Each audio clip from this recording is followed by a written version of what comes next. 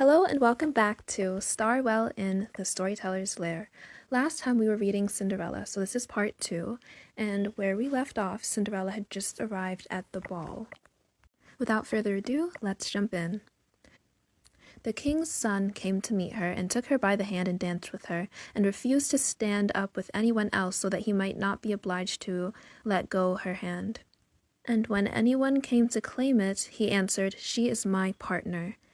And when the evening came, she wanted to go home, but the prince said he would go with her to take care of her, for he wanted to see where the beautiful maiden lived. But she escaped him and jumped up into the pigeon house.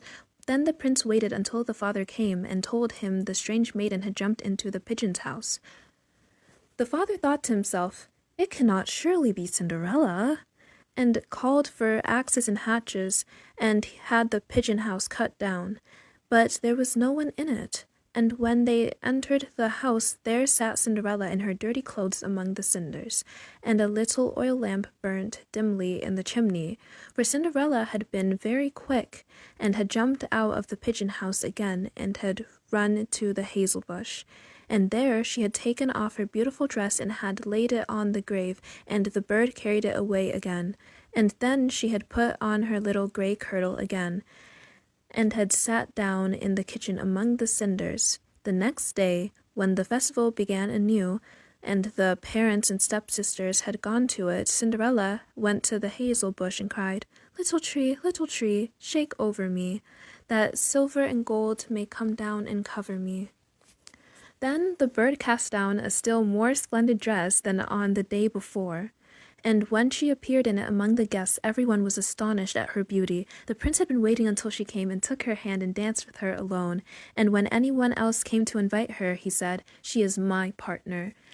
And when the evening came, she wanted to go home, and the prince followed her, for he wanted to see to what house she belonged. But she broke away from him and ran into the garden at the back of the house.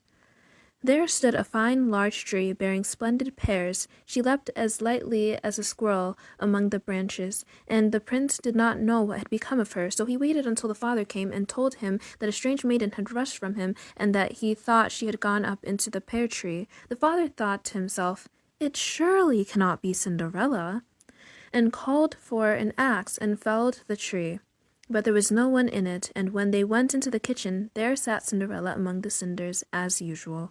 For she had got down the other side of the tree, and had taken back her beautiful clothes to the bird on the hazel bush, and had put on her old grey kirtle again.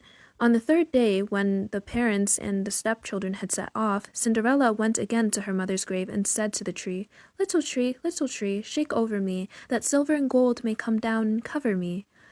Then the bird cast down a dress, the like of which had never been seen for splendor and brilliancy, and slippers that were of gold. And when she appeared in this dress at the feast, nobody knew what to say for wonderment.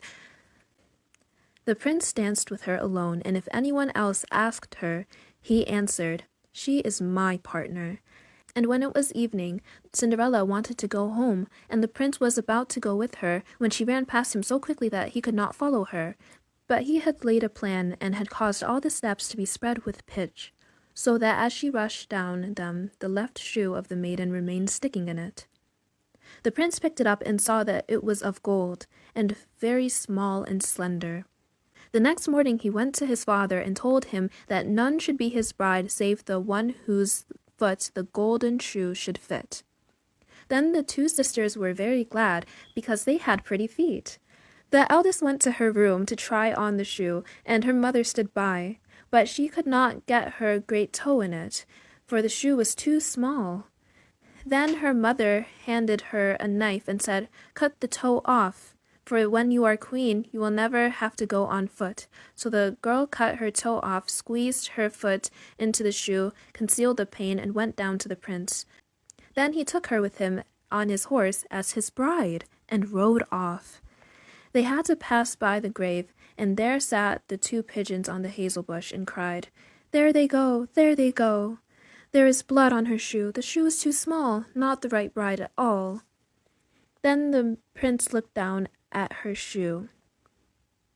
Then the prince looked down at her shoe and saw the blood flowing, and he turned his horse round and took the false bride home again, saying she was not the right one, and the other sister must try on the shoe. So she went into her room to do so, and got her shoes comfortably in. But her heel was too large. Then her mother handed her the knife, saying, "Cut a piece off your heel. When you are queen, you will never have to go on foot again." So the girl cut a piece off her heel and thrust her foot into the shoe, concealed her pain, and went down to the prince, who took his bride before him on his horse and rode off. But when they passed the hazel bush, the two pigeons sat there and cried, "There they go, there they go. There is blood on her shoe. The shoe is too small. Not the right bride at all." Then the prince looked at her foot and saw how blood was flowing from the shoe and staining the white stocking, and he turned his horse round and brought the false bride home again. "This is not the right one," said he. "Have you no other daughter?" "No," said the man. "Only my dead wife."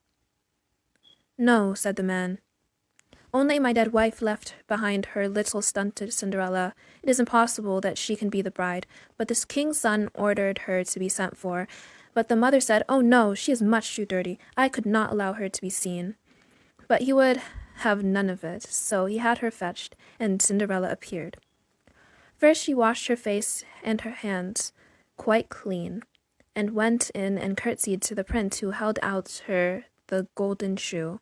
Then she sat down on a stool, drew her foot out of the heavy wooden shoe, and slipped into the golden one, which fitted it perfectly.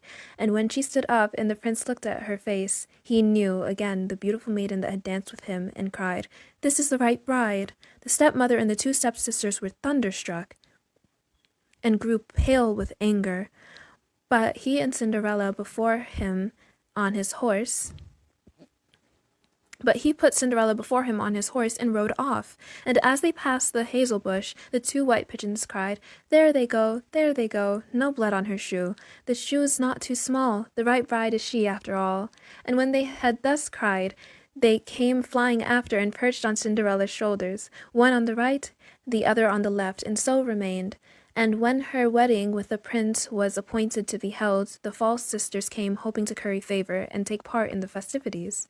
So as the bridal procession went to the church, the eldest walked on the right side and the younger on the left, and the pigeons picked out an eye of each of them, and as they returned, the elder was on the left side and the younger on the right.